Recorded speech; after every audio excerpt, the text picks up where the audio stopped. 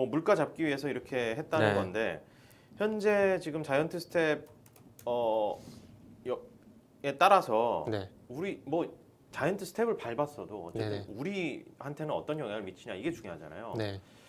우리도 좀 대응해서 올릴 가능성이 높아진 거 아닙니까? 아, 무조건 해야 됩니다. 네. 무조건 해야 됩니다. 네. 이제는 선택의 여지가 없어요. 아. 선택의 여지가 없고 단지 그동안 0.25%였는데 0.5%를 할 것인가 아니면 미국처럼 0.75%를 할 것인가 그 고민이 남은 거죠. 우리 얘기가 제일 중요하잖아요. 네네. 지금 정부의 어떤 시장 안정책 어떤 것들이 나와 있는 게 있습니까? 지금은 딱히는 없어요. 딱히는 없고 지금 뭐 바이백 얘기 정도만 나오고 있는 상황인데 이 바이백 얘기를 제가 왜 꺼내냐면 어릴 때 혹시 기억하실지 모르겠지만 무슨 큰 일이 생기잖아요. 네. 그럼 가장 먼저 누구 찾으면 엄마 찾잖아요. 엄마 찾죠. 그죠? 그렇죠. 예. 시장도 똑같습니다. 사고를 치고 난 다음에 꼭 해결해줄 슈퍼맨을 찾을 수밖에 없어요. 네. 근데 그 슈퍼맨이 아시겠지만 중앙은행 아니면 정부거든요. 그러니까 정부에서 뭔가 해주길 바라는 거예요. 그렇죠. 그죠? 근데 그 바라는 부분이 있는데 지금 어쨌든 이 얘기를 이제 시장으로 갖고 오게 되면 어쨌든 이 인플레이션 문제, 금리 문제, 결국은 금리가 계속해서 상승하고 있다는 게 문제지 않습니까? 네. 그럼 이 금리를 제어하기 위한 어떤 구체적인 액션이 나와야 되는데 그게 최근에 이제 나온 게 바이백이라고. 그러니까 채권을 조기 상환을 하게 되는 거죠. 금리라는 게 채권과 연결시켜 보게 되면 채권과 채권 금리는 반비례입니다. 채권 가격이 내려가게 되면은 금리는 올라가고요.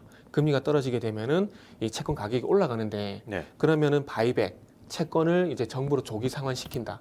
그러니까 시중에 이제 풀려 있는 채권을 이제 흡수를 하게 되는 거죠.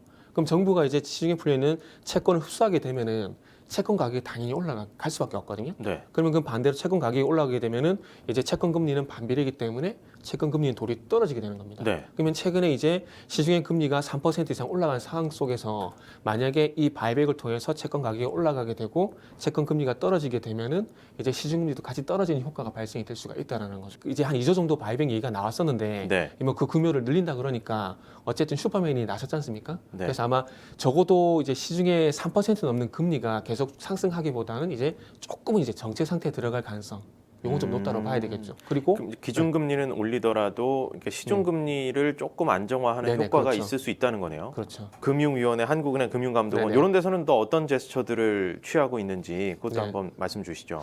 일단 한국은행에서는 이제 할 수 있는 것들이 이제 금리를 얼마만큼 올릴 것인가 이 부분이 관건이라 봐야 될 것 같고 그리고 이제 금리를 올리게 되면은 이제 신문 보시면 아시겠지만 가장 많이 나온 얘기가 영끌족 이게 그쵸. 많이 나서서 아유. 금리 부담. 주택담보대출이 지금 뭐 막 8% 간다 그러고 이러면은 네네. 우리가 빌릴 때는 아마 그 정도가 아니었을 거고 네네. 자금 개혁을 다 그렇게 네네. 세워놨는데 지금 이제 정말 도시락 싸가지고 다녀야 될 판일 수 있는 거잖아요. 아마 근데 전혀 예상을 못했을 거예요. 그러니까요. 왜냐하면 애초부터 그러니까 어떤 상품으로 주택담보대출을 이용하셨는지 모르겠는데 이게 차라리 초반에 변동금리를 하신 분들 같은 경우는 어차피 금리가 오를 거라 생각했기 때문에 아마 감내를 했을 겁니다. 그런데 최근에 은행에서 어떤 상품을 많이 팔았냐면은 거치 후에 3년에서 5년까지는 고정금리를 하고 5년 이후부터는 변동금리를 바뀌는 상품들을 많이 판매를 했거든요. 네, 근데 이렇게 될 거라는 걸 누가 알겠어요. 그거 했대요. 네. 예, 근데 갑자기 슬퍼지네요. 그러니까요. 그래서 네, 그런 상품이다 보니까 대출 받을 당시에는 2%대, 3%대 싼 금리였다가 이게 네. 변동금리로 바뀌게 되면 시중금리를 반영할 수밖에 없거든요.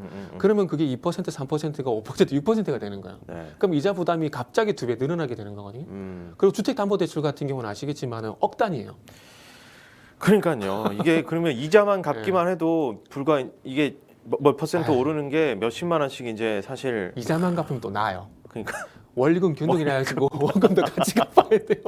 그걸 30년 동안 갚아야 되는데 정말 영끌 정도 한숨 나올 수밖에 없는 상황이죠. 그러니까요. 그래서 이런 얘기 말씀드린 이유가 뭐냐면 이자 부담이 올라가니까 또 이제 부실 채권 이런 연체 이런 얘기들이 나올 수밖에 없거든요. 네네네. 그래서 그런 부분들이 또 대응을 하기 위해서 금감원이란지 또 금감위가 나설 수밖에 없는 상황입니다. 그러니까 이래저래 정부는 지금 진퇴양난이에요.